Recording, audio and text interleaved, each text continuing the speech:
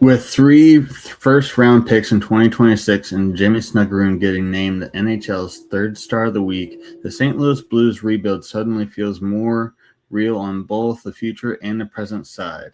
With the deadline moves among us, Doug Armstrong has stocked the cupboard with the 2026 draft, and at the same time, we're already seeing one of the key young pieces drive wins right now.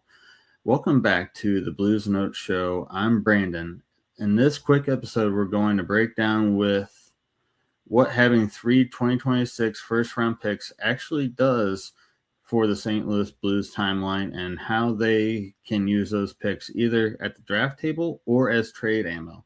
And then we'll talk about Snuggerud's big week and why this third star nod is exactly what you want to see from a guy who's supposed to be part of the next core of this team. If you're watching on YouTube, let me know in the comments, would you rather the Blues use all three of those first rounders or trade one of the young NHL player? Now let's start with those 2026 picks really mean for the rebuild.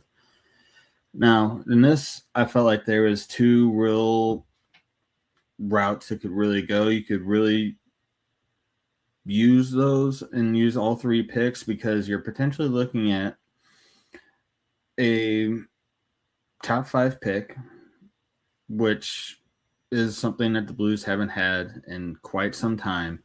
Detroit's 2026 pick, which currently looking like it could be, with how much they're struggling, that could be a mid to upper teens, just depending on where Detroit, if they fall out of the playoffs, if they stay in the playoffs but have an early exit. Plus, we also have a late first-round pick with New York Islanders first-round draft pick from Colorado. So depending on where Colorado kind of ends out at, we could have a late first-round pick. 2026 class is considered to be somewhat deep. Local coverage says the Blues caught an interesting break in how these picks are lining up, just with how much center, wing, and kind of defensive depth they're kind of seeing throughout the first 10 to 15 picks. So that's something that the Blues could ultimately win out on, especially after the last several years of having first-round picks with Dvorsky, Theo Lindstein, Otto Stenberg, and then you're getting 3 more picks like this to where you can really iron out your future core of this Blues team. Now, with looking at some of those, as I said, 2 late firsts, some of these would be give them just rapidly stocking the prospect pool. But also, other way you can look at this is instead taking all 3 of those picks, you can look at the picks as trade ammo. In this regard, there's a big value between top 5 picks and late first rounders. Late first rounders often function as premium trade chips. Options for this, they could package a late first rounder, another asset to move up a few spots in the 2026 top 10 if the lottery slips, depending on if they end up getting into the top 5 or if some matter of a way they end up slipping to 6 or higher. Just ultimately depends on the lottery and where they end up ending towards the end of the regular season. One other way that they could do is flip one late first rounder for like a younger NHL ready player between 20 to 24 years old, top 6 forward or top 4D if a good fit becomes available.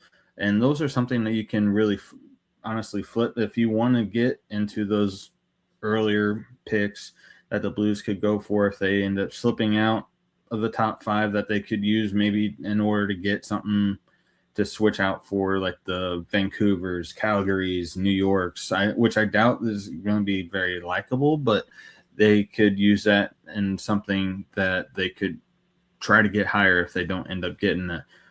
Some impacts on the rebuild timeline that we've been seeing writers say these moves kickstarted the rebuild and it could give Armstrong real flexibility instead of desperation. He doesn't have to force Parayko, Thomas, Bennington.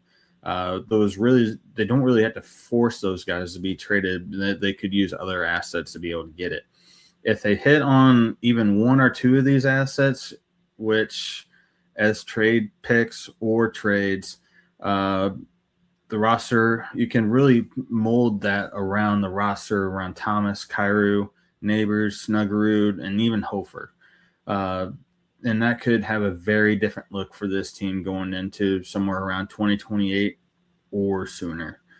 And then another big topic that we saw coming out earlier today for the NHL 3 Stars of the Game or week, we saw Jimmy Snuggerud earn the 3rd Star of the week with having 2-goal game versus Carolina, including a late game winner and a 3-1 victory. They had a strong play during the current point streak and big minutes in key situations. He's something to say about the next core player of this team. He's already impacting wins, not just putting up quiet points, but he's also fits perfectly into the rebuild narrative. One of the young pieces we're planning to surround with those 2026 picks, including Dalibor Dvorsky, Theo Lindstein, and Otto Stenberg, who we've definitely seen contribute so much in this late part of the 2026 season. How this all ties to the picks, we're seeing what it looks like when a first rounder hits with Jimmy Snuggerud, and now the Blues have 3 more swings at in 2026. This makes a clean bridge from the draft capital to on-ice development. So with all of this, I just have a question for all the viewers that are watching on this from YouTube. Would you rather the Blues use all 3 2026 first rounders or trade one of those late ones, or if not both late rounders from either Detroit or the Islanders for a young NHL player? Please, if you watched the whole video, please comment, subscribe, because we're going to have more videos like this going throughout the weekend, so that way we can have more visibility to the channel, so that way we can bring more coverage to the Blues team. So if you like what you see, please like, subscribe, hit that bell for notifications so you guys can see us in the next video, and we will see you guys next time. See ya.